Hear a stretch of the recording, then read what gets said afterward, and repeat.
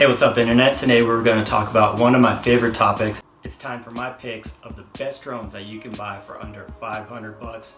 And there's no better time than right now to buy each of these because they've come down in price recently on Amazon and they're a great deal at these prices.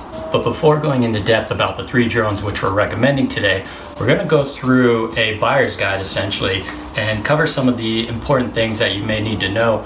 They're going to help you determine which bucket you fall in to see which drone may be right for you, because we're going to cover the gamut of different drone users, from beginners on to more advanced and some of the more budget conscious people out there that are maybe looking for more of a toy than a real drone. So consider this your brief buyer's guide to finding the right drone for you. So let's jump in and take a look at some of the essentials. One is video resolution. So price and video resolution tend to actually move in the same direction. Essentially, the heftier the price, the crispier footage is going to look. Depending on your budget, you should expect to get a drone with a resolution of at least 720p. But 1080p is now commonly available for drones costing several $100s, and 4K is the highest resolution you're going to find for consumer drones today in even professional quality. Simply put, the higher resolution, the more pixels that are recorded in your footage. If you're ever wondering how professionals get such great looking shots, resolution is one of those factors, so don't skimp when it comes to resolution. The extra money for better resolution is likely going to be worth it. And the same can be said for number 2, which is battery life.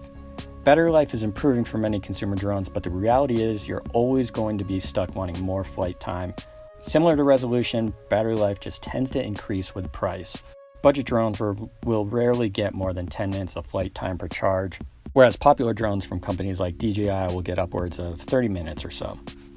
Number 3 on the list is controller range, and part of the fun of using a drone is actually taking it places you can't go or you can't see, or seeing different perspectives. And you're only going to get that with a long range for your controller. And that may be flying the drone further than your eyes can see while still maintaining control.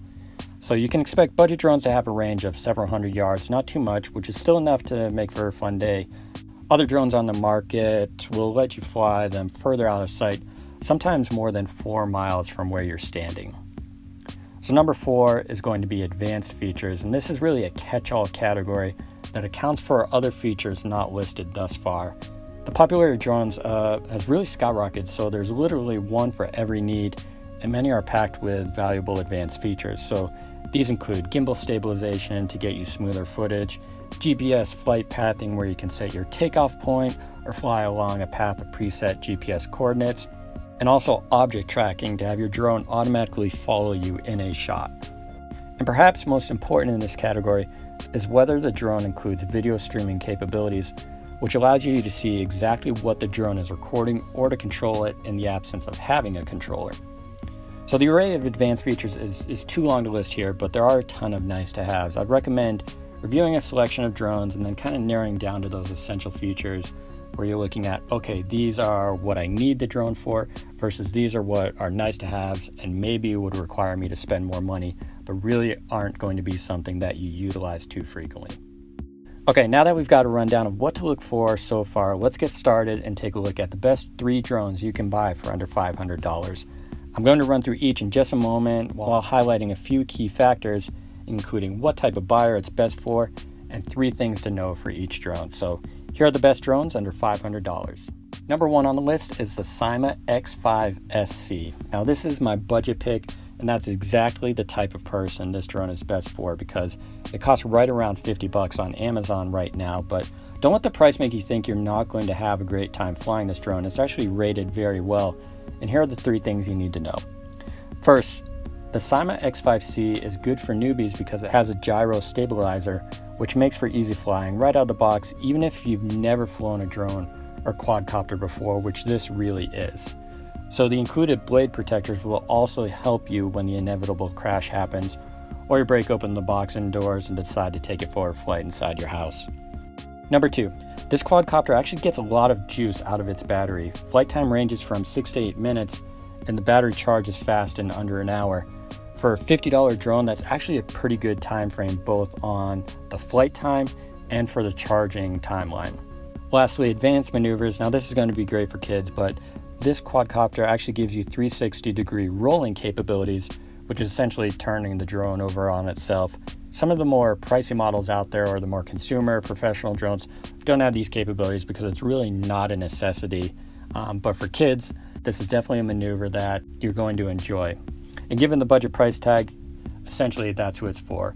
Parents who are buying a quadcopter for their kids and not too worried about it getting wrecked, and they want to have some fun flying it around.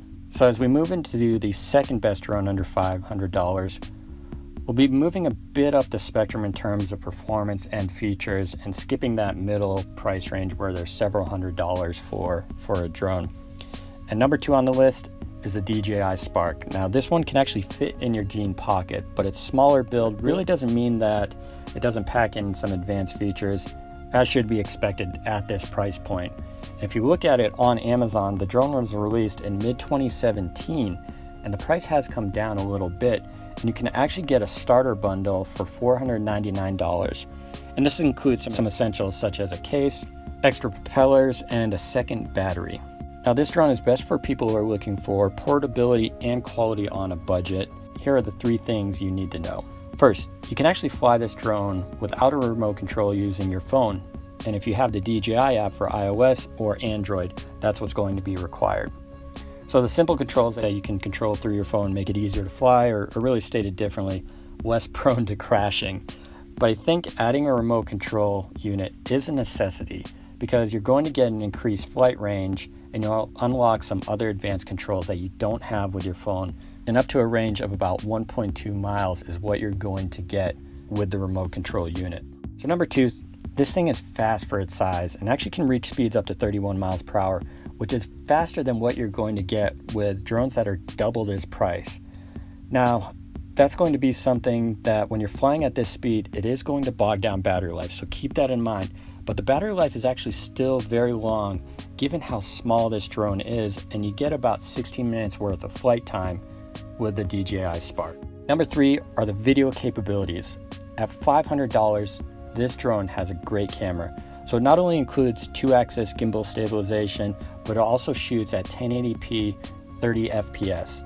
And this is the best resolution video camera you're going to find at under $500. I really mean it when I say this. So the camera also has built-in software that enables some great intelligent flight modes, such as hand gesture tracking to take selfies or control flight without a controller, and active track technology where the Spark will follow a chosen object.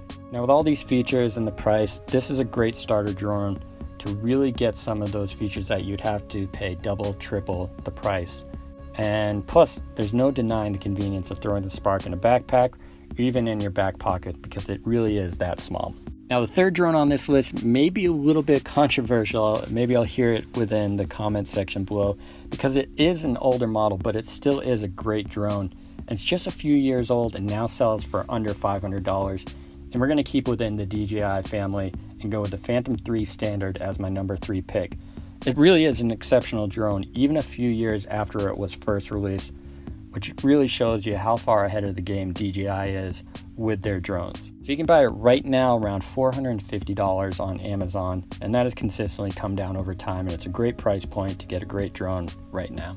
So similar to the other drones, I'd say it's still good for newbies who want some more advanced features than what the Cyma can offer, and even what the Spark can offer, including higher resolution footage, which comes in at 2.7K, and also 3-axis gimbal.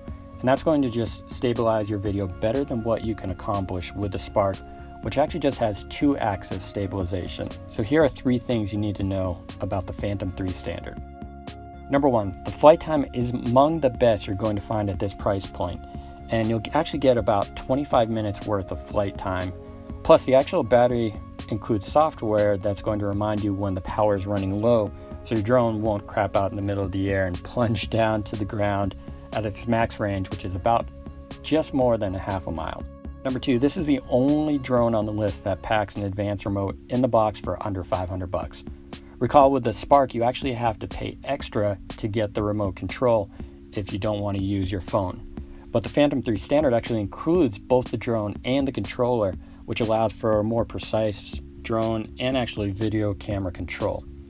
So the controller syncs up with the DJI app on your phone and the drone to allow for live video streaming to your device over Wi-Fi, just like with the Spark. And this is going to help you frame your shot and see exactly what the Phantom 3 is visually seeing while up in the air. And it just gives you a great perspective that you can't see with the first pick on our list, which is a Syma budget pick at around $50. And the last thing to note is the Phantom 3 Standard is all about the camera. I mentioned it before, but this drone has one of the best cameras you'll find on the market for this price point. Now keep it in mind, for this price point. It shoots in a resolution above 1080p, which is actually a common resolution for many drones at this price or lower, including the Spark. The Phantom 3 can even go above that to 2.7K HD video, and you can down regulate that to even 720p if you're running out of SD card storage space and you're willing to sacrifice a little bit of quality for the shot to be able to fit the footage onto the SD card. So there you go. Those are my 3 picks for the best drones under $500. And I think whether you're a newbie on a budget and looking to have some fun at the local park, or if you're wanting to get professional quality video and some of the more advanced features, this list includes some of those best options that I think are worth considering. But would love to know, what's your opinion? Do you have some other picks in mind that you think are no-brainers for drones under $500? Go ahead and leave a comment below and let me know. And while you're down there, hit that subscribe and like button, because, this is YouTube, and it wouldn't be a YouTube video without me telling you to end the video that way. So thanks for tuning in. I'll see you in the next one, guys.